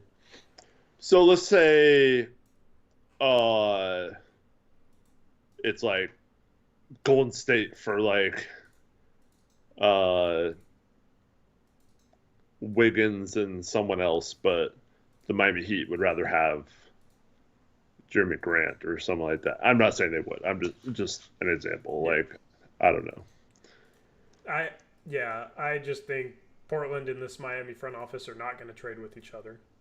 Oh no, I don't think so. Number one, and then I don't see Miami really valuing Jeremy Grant over whatever winning piece they would get back, I guess, for Jimmy Butler. If it's like a Wiggins, Now, if it's just a team giving up a bunch of picks and expiring, and Miami likes it enough but wants to flip that expiring and maybe one of the picks they get back for Jeremy Grant, then maybe. But I just don't see these front offices coming to an agreement. The reason why I asked that question, though, is I feel like the teams that we would hope might be in play for Jeremy Grant are the same teams that would go after Jimmy Butler. Yeah, but with the CBA, what Jimmy makes 40 some million, I think. So I it's think it's like 46 or something like that. But even. it's more than Jeremy, but it's not that But much more. but we've talked about how many teams have trouble even matching Jeremy's contract, let alone but 16 more than that. like Sacramento could be in play for Jimmy, could make it work, I think. What are they trading DeRozan? Or like how are that? I'd have to look at the salaries, but I know 'Cause they're they like could, enough below the apron to. but it was like Herder and Lyles barely, and like one other person barely gets to Jeremy. I don't know how they're getting. I'll look. But I do think they would I think they consider have to trading include DeRozan for Jimmy Butler. Yeah. So Lyles, Herder, I think that's where you get into the range of you would trade Keegan, right? So let's say Keegan, Lyles, Herder. That's $33 million. Jimmy Butler's making $48. The Kings, it says there'd be like $13 million over the tax, so they need to send out like another $8 million. So yeah, I guess it is pretty tough. Monk, maybe you keep Keegan and you trade Monk. That works for them. So like Monk, Herder, Lyles, and some picks for Jimmy Butler would be the type of trade. I do think Memphis could be the type of team that would be interested in Jimmy Butler too. And they're $11 million below the apron, so they could. Depends on if they want to go in the tax or not, I guess. But you got like Brandon Clark, Luke Kennard, John Conker, right? That's not enough though. That's $28 million. So you also throw out. Yeah, it's a little tougher for them. See, that's what I'm saying. Like those trades match Jeremy, but they don't. Here's the thing. You get into the range. You get in the range of okay. So this is Jimmy Butler, and he's better than Jeremy. That's where it's like Marcus Smart. Yeah, true. You know what I mean? Like I don't see them giving up Marcus Smart for Jeremy, but I could see them giving up Marcus Smart for Jimmy Butler. Mm-hmm. So that's where like certain salaries that we don't even look at as potential options to match Jeremy, just because they wouldn't give up those salaries, actually are in play for Jimmy Butler. I do think he ends up in Golden State. and it's Wiggins and maybe Kuminga. I think that might be too rich for Golden State, but if you don't want to pay Kuminga a max, that's the type of trade you look at. And maybe you can also bring back somebody else, because I think, you got $9 million expiring in GP 2 weeks. You got $9 million in Kyle Anderson, $8 million in Kevon Looney. I feel like all those guys are replaceable with buyout guys. So, Kuminga and Wiggins plus GP 2 weeks gets them to Jimmy Butler. It's just, is Wiggins and Kuminga too much? And does Golden State also want back a, maybe a Haywood Highsmith defensive guy? Maybe they want a Terry Rozier. It would be hard to match, but they might be able to make it happen with like Kyle Anderson and Buddy Hield if they like Rozier more than Hield. I don't know. It's just like, how do you think Golden State would be interested in Kuminga and Wiggins for Jimmy Butler with like an expiring contract attached to make it worse? Or is that too much? I think they would be. The problem is in the new CBA adding another big salary to.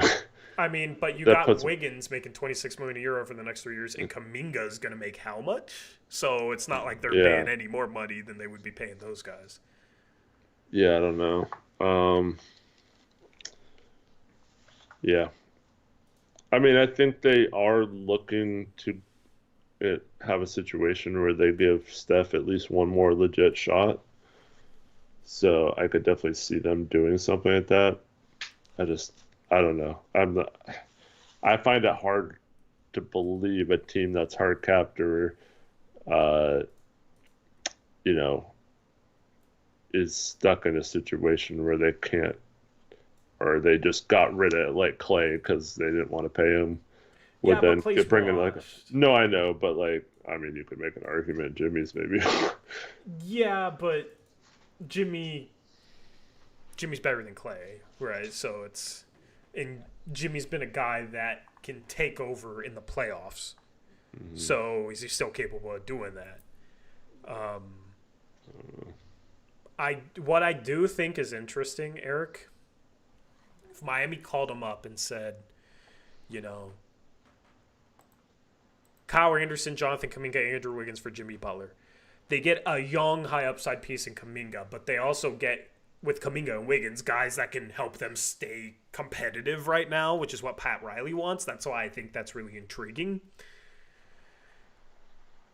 If Golden State didn't have to trade away any picks in that trade, I think they'd also have to give up, like, maybe Moses Moody or something. I don't know. Because, then their fan supposed has $6 million over the tax. In the apron's like $7.5 million, so it'd be close to working. I wonder. The tough part is they traded for Schroeder, because I actually looked at this before they traded for Schroeder. Before trading for Schroeder, they then could have went out and tried to get like a Vucevic with picks and like DeAnthony Melton's contract and Kevon Looney and like Moses Moody, right? Like maybe a pick, Moody. Because that would be interesting, right? Vucevic can really shoot the 3 ball, and you're bringing in Butler to play next to Draymond. You would probably want a center that can knock down threes. I don't know if there's a pathway to that, but if there is, yes, it's 2 older guys, but I think that would give you a chance. If Jimmy Butler can be playoff Jimmy Butler and find his joy again, you know what I mean? Like, that's the type of aggressiveness I would look for from the Warriors at this deadline. Yeah. But I do think for what the Heat want, Kuminga and Wiggins is like the best of both worlds in terms of staying competitive and getting upside for the future. Yeah, I'd be interested to see if they see it that way. If Golden State or Miami? Miami.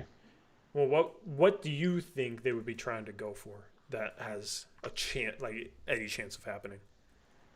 I don't know. I'm just saying they seem kind of delirious when it comes to that kind of stuff, Yeah, so is there any teams that you think will be in play for Jimmy Butler? I'm sure there is many more, but is there any names off the top of your head in terms of teams that you think will make a play for Jimmy?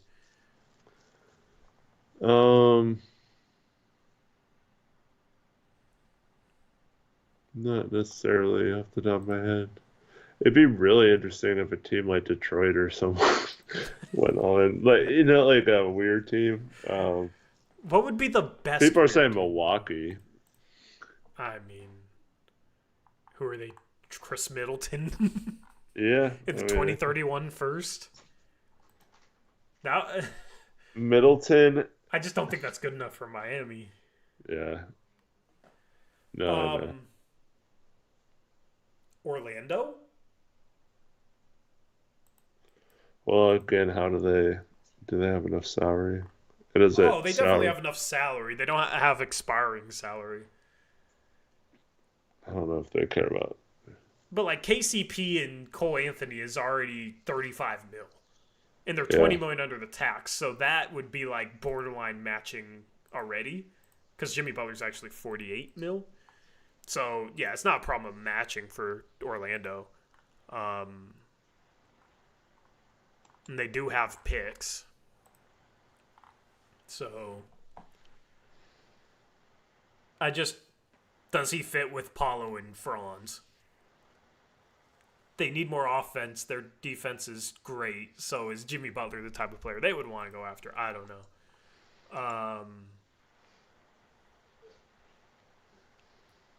You know, maybe.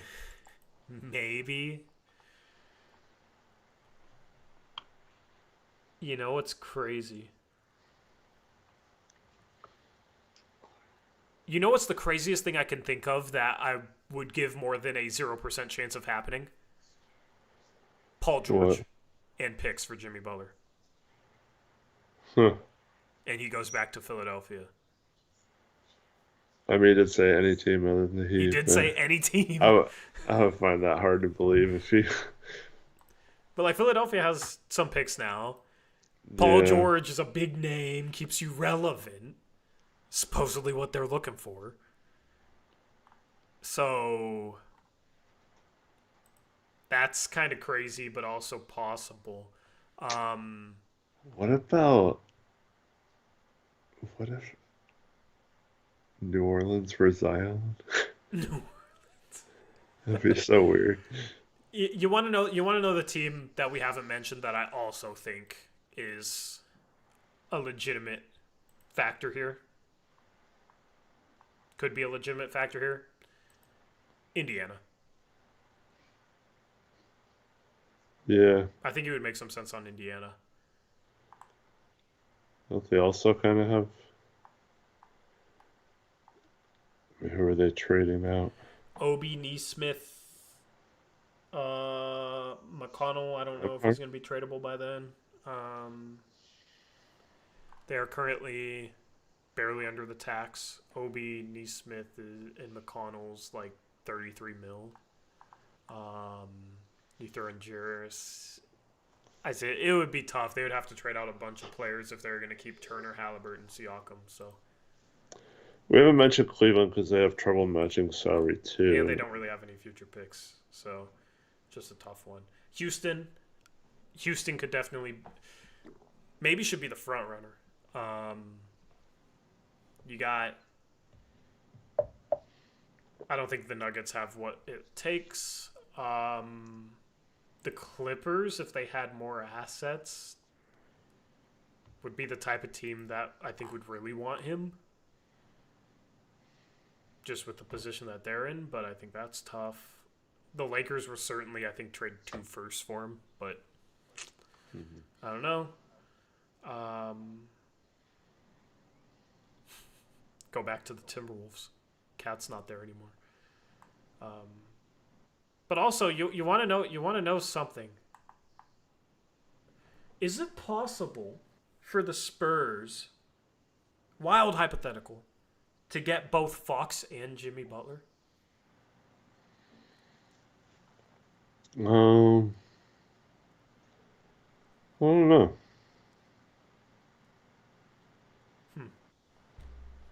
Because like if you added Jimmy Butler and De'Aaron Fox to that team, I would probably say they're contenders with how good Wemby is already.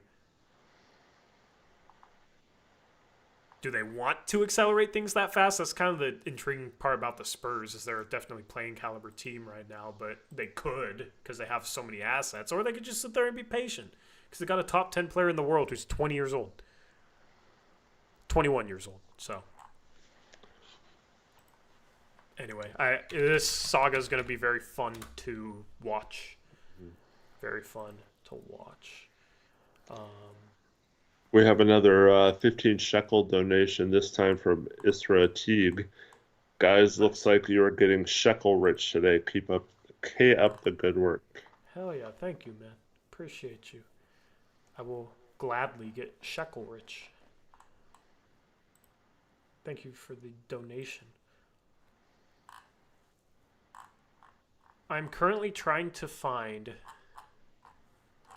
prop bets for Jimmy Butler's next team on BetUS. They had them before. Let me find what the lines were before. They're probably, they're definitely subject to change. I just think it would be interesting to see. So let me pull that up here in a second.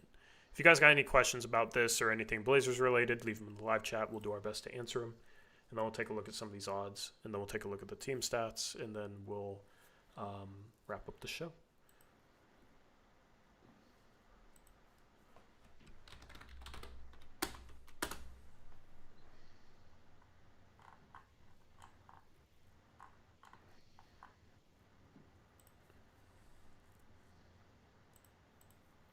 No questions in chat that you want to answer?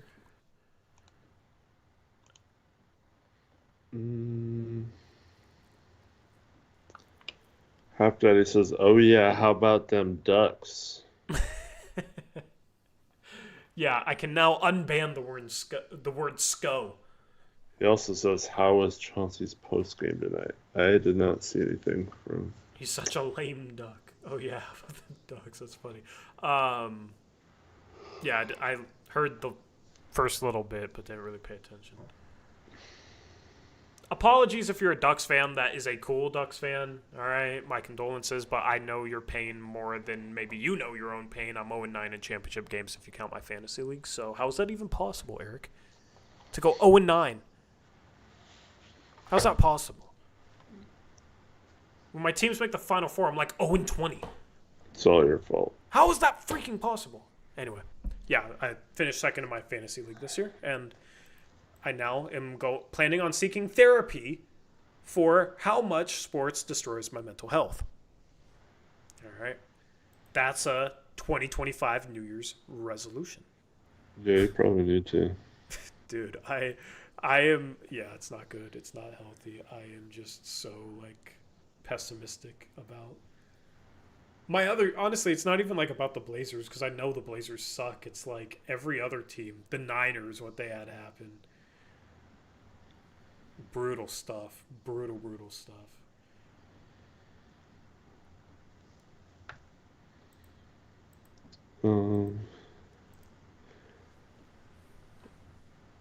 Kobe and Jim asks, is Cooper Flag clearing away the best prospect in this class? No, Dylan Harper's closed the gap mightily. Yeah. So. I still think Cooper Flag's the best prospect in the class, but I do not think it's clear and away. And I think depending on the rest of the season, it could be a conversation. But Cooper Flag had a really good game his last game, so I think if he has more efficient offensive nights, high scoring outputs, then that'll maybe put to bed that debate. All right, let's take a look at this thing, because I do think this is interesting. Okay, so this graphic from BetUS is a couple weeks old. So I don't believe the odds are on betus.com right now, but every single season coming up to trade deadline, there's always odds like this for a bunch of players' next teams. And it's always really interesting to look at, and it's always funny because I think the front runners will have really good odds where they're the 6th or 7th most likely team, but they'll clearly be one of the front runners. So for example, the Nets here, never going to trade for Jimmy Butler, but they were fourth highest odds, right? But Mavericks only have one future first. It's really tough for them to make a trade work. I would take the Magic over both those teams pretty easily, just knowing these team situations. We're going to talk about a lot of trades and stuff leading up to the trade deadline and destinations for some of the players on BetUS. We'll take a look at the odds once they're there.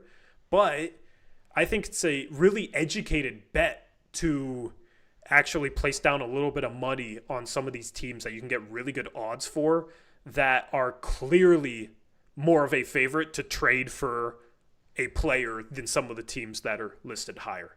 Because like the Nets, ain't no way that happens, right? So these odds are not currently live on BetUS, but just stay on the lookout. We'll stay on the lookout and we'll share some. And when you combine that promo, once again, it's code YouTube150, 150% bonus on your first deposit, 125% bonus on your next two deposits up to $2,000. That's a really good promotion. And you can get in on the action with that code YouTube150. And you can hopefully reap the benefits of some of the odds that are available this time of year for players' next teams. We'll do our best to share our knowledge. Of course, bet responsibly, bet for fun. It's impossible to predict these things, but you can make an educated guess. So we'll definitely focus on that and check out BetUS for all your sportsbook needs. Do you agree with that assessment? Like the Magic over the Mavericks? Because we all know the Nets were never going to trade for him, but like I think the Magic should have higher odds for him. Maybe. I just have a hard time. A lot of these teams coming up with 48 million. Yeah. See, there's teams not on this list that I would like more than the Mavericks, Nets, and Magic, right? Yeah. So those are the types of teams to place some money on. What is your prediction though, Eric? I think I'd say Warriors or Lakers. Yeah. I think Warriors. Rockets are intriguing. I don't like those odds. Who are the players coming back? Jalen Green and Tyler Hero, is that going to be your backcourt? That's just kind of funny to me. I don't know why. Are you going to send Amen Thompson to play with Tyler Hero in Miami? Huh. I don't think they would ever trade Amen Thompson for Jimmy Butler. That would just be funny after their fight. So, yeah, I think that's some interesting stuff there. Real quick, let's take a look at the team stats from this game. Eric, shooting numbers were good, I guess. They're almost 35% for three, 50% from the field, and you shot better than the Lakers from the field. And you got to the free throw line 7 more times, but the rebounding. They go small. We know Ayton struggles. You gave up too many offensive rebounds. That was the difference in this game. We were winning the rebounding battle at halftime, I think. Yeah. That was the difference in this game. You turn over the ball 5 more times. 18 turnovers is a lot, and you give up 7 more offensive rebounds. That's 12 extra possessions for the Lakers. It's really hard to win when you're giving up 12 extra possessions. I always like looking at the difference between offensive rebounding and turnovers and adding it up, because essentially each offensive rebound is an extra shot, and each turnover is a shot that you don't get, and oftentimes can result in fast break points for the other team. The Lakers got 26. The Blazers got 12. The Blazers can't fast break consistently, even though that's supposed to be a part of their DNA under Chauncey Billups. All right, fine, Eric. Bring in Sergey. I don't know how to say his name. 12 fast break points. Disgusting. Yeah. Giving up 26 is bad, too. Yeah. Anyway. Those are the team stats. The next game for your Portland Trailblazers against the Milwaukee Bucks, that is on Saturday. That game. Winnable game. Yeah. Considering the Bucks lost to the Nets today. But that game will go live at 5 p.m., so postgame at 7:30. And that's Blazers against Damian Lillard. So that should be fun. That'll be a call-in night, and we'll actually open up calls throughout the stream. We won't necessarily take them at just any point in the stream, but it will give you an opportunity to actually like queue up, get your stuff set up, request talk, and that sort of thing. If you want to call into the show on Saturday, make sure you're in our Discord. If you haven't joined our Discord, there's a link in the description box below. I'll also drop it in the live chat so you can join our Discord, which is where we do a bunch of cool, fun stuff all year long. All year long. So you definitely want to make sure you're in there. We'll take questions for 5 minutes, then we'll wrap up the stream. If you guys have any.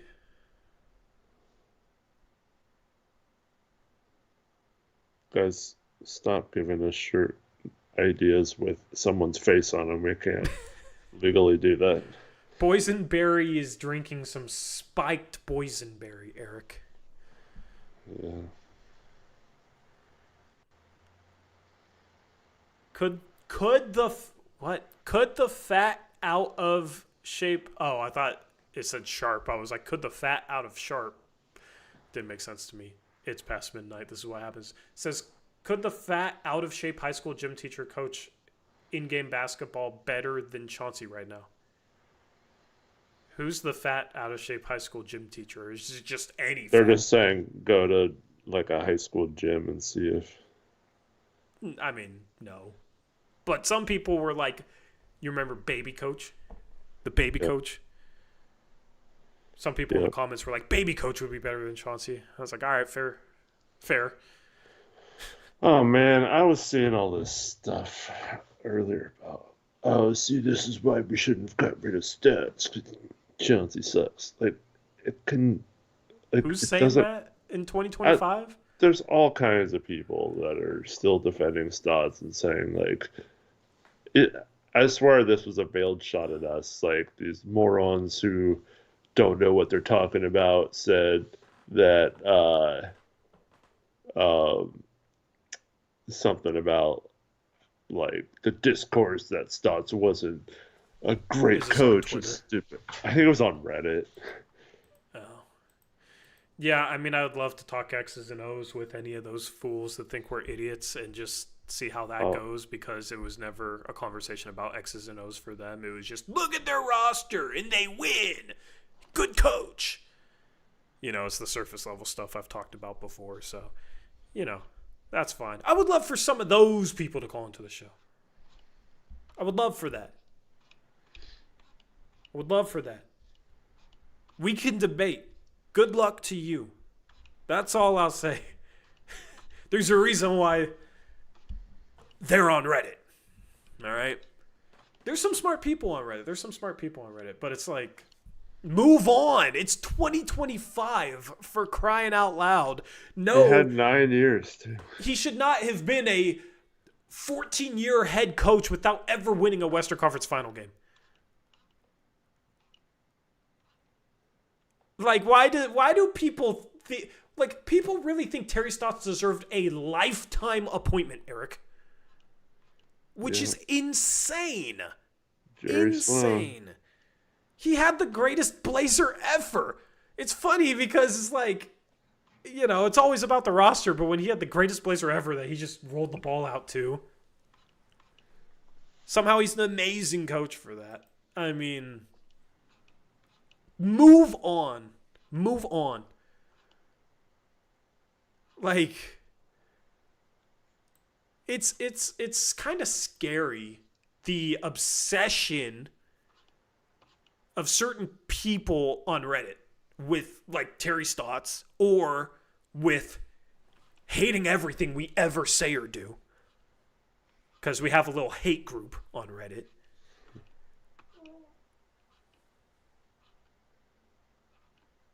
That's a wild donation message. What does it say? Do you want to read it? I was trying to find this quote.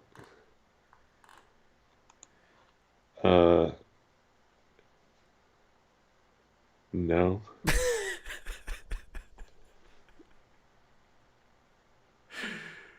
Oh, man. Shout out to Casey Darnell. $2 donation says, hey, guys. Came in because I heard Eric likes I'm trying to think of a way of a. Let's see. Double. Pancakes. Double pancakes. Dr. Pepper. I love. Casey.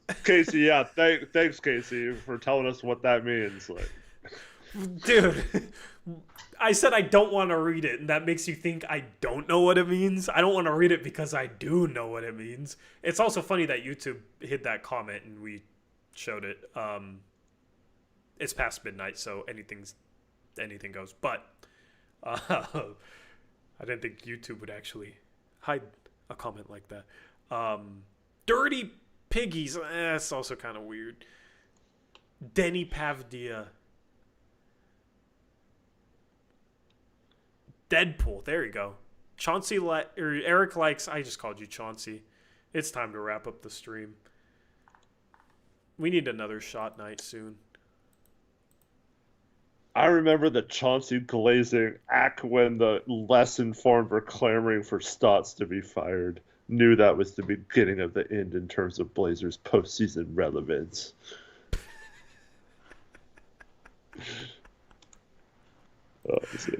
Who are these people, bro? These are real people.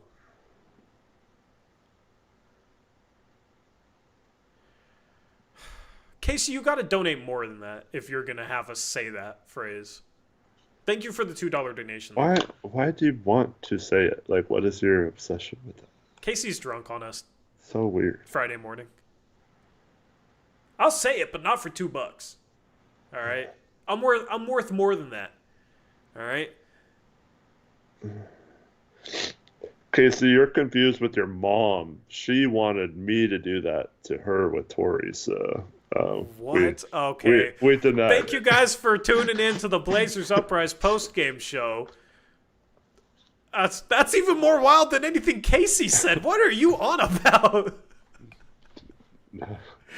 Oh, Eric's fallen asleep and becoming delirious himself. This is off the rails. Shout out to BetUS for sponsoring this mess. And Matt Cardle wants my number, apparently. Why are you included? I don't want to be included with any of this, all right? All right? I decline. I decline. No judgment, but I decline. Yeah, we both did. But now somehow Casey Darnell is trying to block that from his memory, so... Yeah, welcome to Blazers Uprise Late Night. Unfortunately, Eric has to wake up at like 4 a.m., so it's already over. But and we're not going to get any late night. When's the next late post game? On a weekend. All right, let me see. Saturday the 11th. That's Trade Ideas night. We could just get drunk Saturday early. Our next shot night is Friday February 28th, not Friday. February 28th. So it's like 2 months. So maybe next Saturday we turn it into a shot night. Also, that's a call-in night where people share their trade ideas. That could be fun. Mm-hmm. Not this upcoming Saturday, but Saturday the 11th. Tune in for that stream. Alex Wolf says, best stream of 2025. And with that, that's a wrap. Shout out to BetUS. Anything else, Eric? Thanks, everyone, for watching. Hope to see you Saturday after we take on Dame. Yeah, we'll see if we can beat Dame again. The Bucks, I don't know what to expect out of them. They lost tonight to a short-handed Brooklyn Nets team that had Cam Thomas off the bench because I think he just got healthy. So, anyway, appreciate you guys hanging out with us. Appreciate the donations, even with the weird-ass messages from our guy Casey. And, yeah, we're out of here. We'll catch you Saturday night with the post-game show. That will be a call-in night, so join our Discord. Link in description. Make sure you join it. We're out of here. Blazers lose. Lakers beat the Blazers. Blazers still 6th best odds in the lottery. Can they rise? Will they trade anybody? Or will they keep them all? Some of the storylines we'll be covering in upcoming post-game shows. And until then, as always, peace out. Go Blazers!